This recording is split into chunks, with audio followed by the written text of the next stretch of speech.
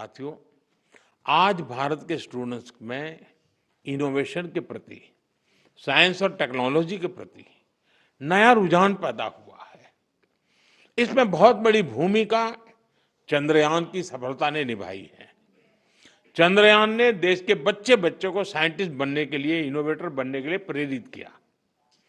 अभी हमने हाल ही में देखा, स्पेस मिशन से लौटे ग्रुप कैप्टन शुभांशु शुक्ला जब अपने स्कूल पहुंचे तो कैसे पूरा वातावरण बदल चुका। शुभांशु की इस उपलब्धि में उनके शिक्षकों का योगदान जरूर रहता है, तभी तो होता है। यानी शिक्षक नौजवानों को सिर्फ पढ़ाते ही नहीं है, उन्हें गढ़ते हैं, एक दिशा दिखाते हैं। साथियों, आपके इस प्रयास को अब अटल इनोवेशन मिशन और अटल टिंकरिंग लैब से भी मदद मिल रही है। अब तक देश में 10,000 अटल टिंकरिंग लैब्स बन चुकी हैं। देश ने 50,000 नई अटल टिंकरिंग लैब्स को बनाने का निर्णय लिया है। इस पर भी तेजी से काम चल रहा है। इन लैब्स में भारत के नौजवान पीढ़ी को इनोवेशन का हर मौका मिले, ये आप सभी शिक्षकों के प्रयासों से ही होने वाला। लाल किले से मैंने वोकल फॉर लोकल, स्वदेशी अपनाने का बड़ा आग्रह किया, आह्वान किया है।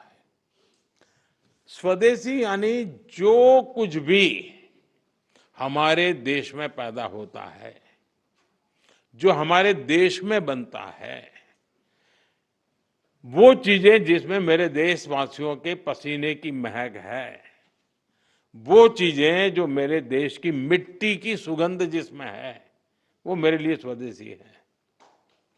और इसलिए और इसके प्रति हमारा गौरव होना चाहिए। हर घर पर बच्चों को कहना चाहिए, घर पर एक बोर्ड लगाओ, जैसे हर घर तिरंगा है ना, हर घर स्वदेशी, घर घर स्वदेशी। और उसी पर हर दुकानदार अपने यहाँ बोर्ड लगाए कि गर्व से कहो यह स्वदेशी है। हमें गर्व होना चाहिए, भाई ये मेरे देश का है, मेरे देश में बनता है, ये गर्व होना चाहिए, ये वातावरण बनाना चाहिए। और लोकल के लिए वोकल होने के इस अभियान में टीचर्स बहुत बड़ी भूमिका कर सकते हैं। हमारे बच्चों को स्कूल ये प्रोजेक्ट्स और गतिविधियों में मेक इन इंडिया वस्तुओं की पहचान कर सकते हैं। खेल खेल में आप सिखा सकते हैं। एक असाइनमेंट हो सकती है जिसमें घर में जितनी भी वस्तुएं हैं, कितनी स्वदेशी, मैंने जैसे कहा, उसका एक लिस्ट बनाए, जरा दूसरे दिन दिखाए, लेकर के आए और कलो भाई इस महीने इतनी कम करेंगे, इस महीने इतनी कम करेंगे। धीरे धीरे पूरा परिवार स्वदेशी हो जाएगा। मैं तो चाहूंगा स्कूल में से, मान लीजिए 10 क्लास है हमारे यहाँ, हर क्लास सुबह एक आधा घंटा प्ले कार्ड लेकर के गांव में जुलूस निकाले, स्वदेशी अपनाओ। दूसरे दिन दूसरा क्लास, तीसरे दिन तीसरा क्लास, तो लगातार गांव में वातावरण बना रहेगा, स्वदेशी स्वदेशी स्वदेशी। मैं मानता हूं देश की आर्थिक ताकत बहुत बढ़ सकती है जी। हर व्यक्ति छोटा सा भी काम कर ले। हम जो सपना लेकर के चले 2047 में देश को विकसित भारत बनाने का, और किसको नहीं लगेगा जी देश विकसित ना हो, ऐसा कौन चाहेगा? कोई नहीं चाहेगा। लेकिन हमें कोशिश कहीं से करनी पड़ेगी, हमें शुरू करना पड़ेगा। साथियों, हम स्कूलों में अलग अलग तरह के उत्सव भी बनाएं, उस उत्सव में भी स्वदेशी की बात ला सकते हैं। हमने देखना चाहिए कि इनमें हम क्या भारतीय उत्पादों को साज सज्जा के लिए उपयोग में लाते हैं। आर्ट क्राफ्ट, आर्ट में स्वदेशी सामग्री का इस्तेमाल एक वातावरण बन जाना चाहिए। ये बच्चों में बचपन से स्वदेशी की भावना बढ़ाएगा।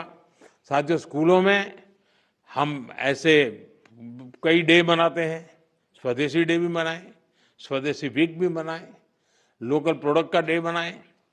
यानी हम एक कैंपेन के रूप में इस चीजों को अगर चलाएं, आप इसका नेतृत्व करें, आप समाज को नए रंग रूप से सजने के लिए एक बहुत बड़ा कंट्रीब्यूशन कर सकते हैं।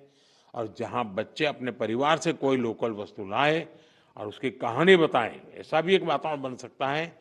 जो चीजें कहाँ बनी, किसने बनाई और देश के लिए उसका महत्व क्या है, इस पर चर्चा होनी चाहिए।